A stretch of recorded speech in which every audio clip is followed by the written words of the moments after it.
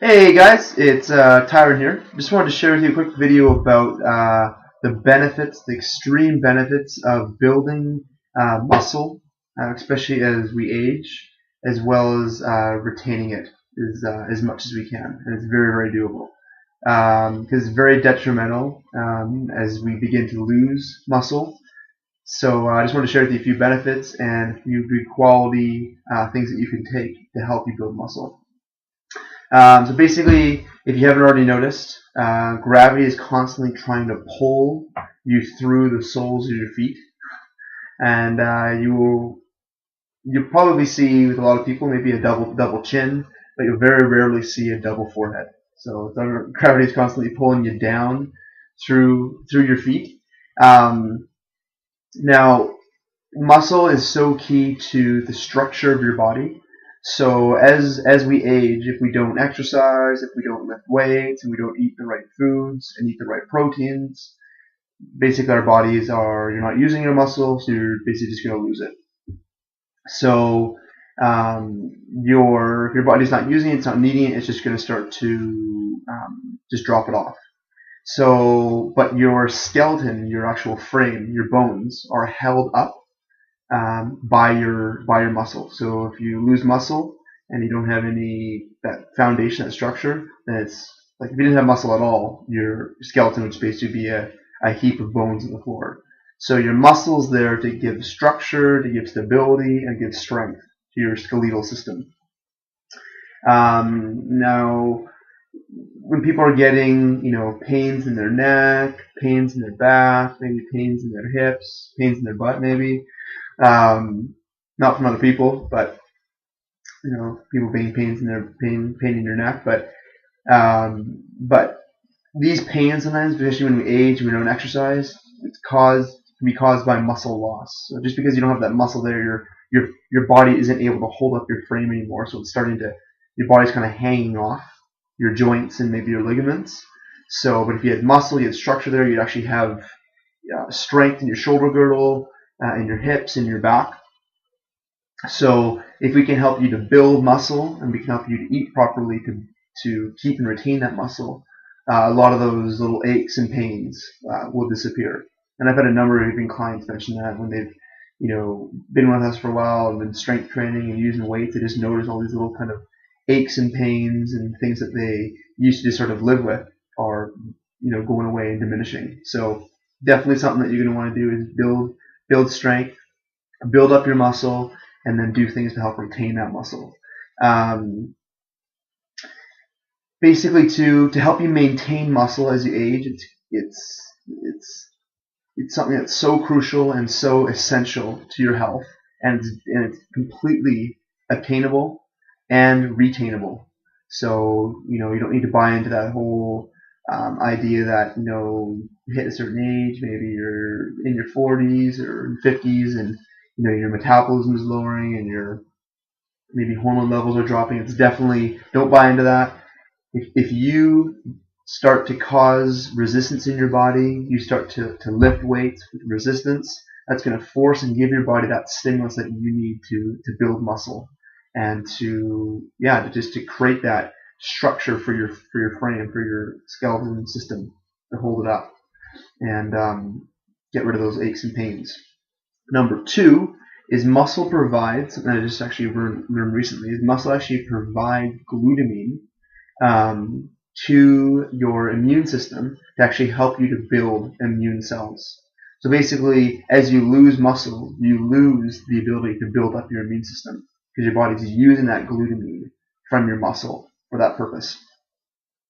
And there are two main reasons. So I was reading some of my notes here. There are basically two huge reasons to build muscle and to maintain it.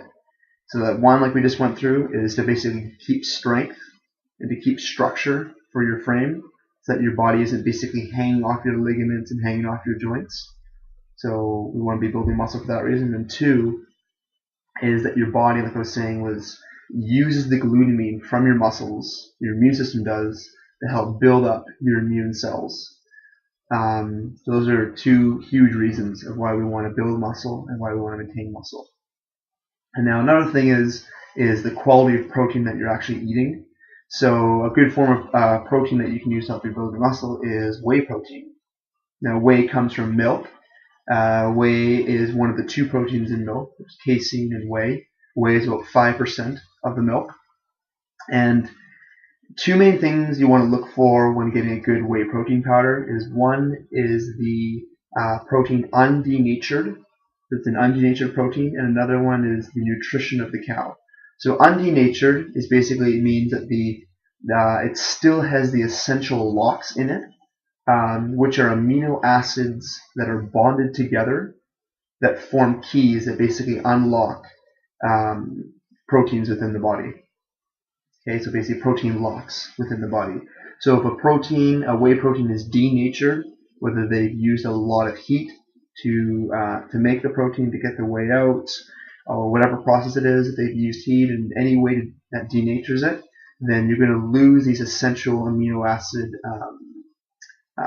locks, these amino acid keys that open up these protein locks within your body.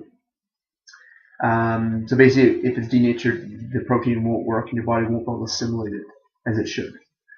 So one, is it undenatured protein? And two, the nutrition of the cow.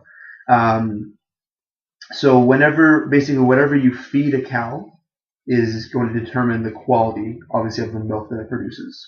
Just like if you're growing tomatoes, whatever you feed your tomatoes is going to determine the quality of that tomato, whether it's going to be, a nice plump, fresh, juicy tomato, or if it's going to be, the opposite of that. So, and most basically whey proteins, especially cheaper ones where it's probably going to be undenatured, but also where it's just they're using cheaper ingredients. They're going to be coming from cows that are going to be fed anything from they're coming from feedlots. Where they're confined for one thing, and they're going to be fed anything from corn, wheat, or pelletized chicken feathers, or basically anything that is cheapest that month, or that is legal for cows to eat. Now the thing is, people don't know is that cows shouldn't be eating grains, so corn and wheat are grains. And I don't even know about why they should be eating chicken feathers, but that's another story. But basically grains like corn and wheat, and other things like soy, it actually causes the animals to be sick because cows should just be eating grass. So the actual acidity that these grains, that these cows are eating, causes acidity in their body, which basically makes them sick. So as a result, they have to give them antibiotics. They have to give them certain drugs to help deal with the sickness of the animals. And one of the reasons why they give these animals these grains is to fatten them up and to make them bigger faster. But the cows aren't supposed to be eating these types of foods, so you can see why it's a mess in the end.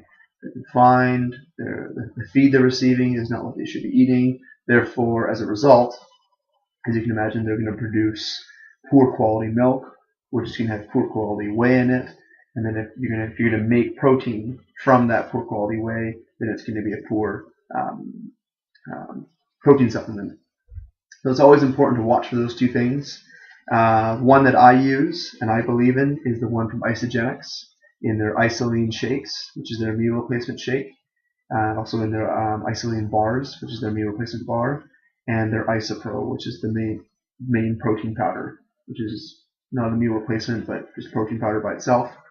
They only get their whey from New Zealand, cows that are grown in New Zealand, that are grass-fed, that are not given any antibiotics, not given any pesticide foods, or with anything with herbicides, hormones, or anything like that. So again, and then the process that's used to actually make the protein powder is important, like I was saying before, with the undenatured process, using low heat and doing it the right way that keeps those amino acid keys. So make sure when you're just searching for a protein powder that it's good quality, it's going to feed your body properly, and it's from cows that are actually treated properly, treated right, and fed grass like they should be eating. So I hope that helped. And remember, you're not too old to build muscle. You're not too old to retain muscle. And it's going to benefit you in a myriad of ways. So if you have any questions, just send me a comment down below or send me an email and let me know. All right, talk later.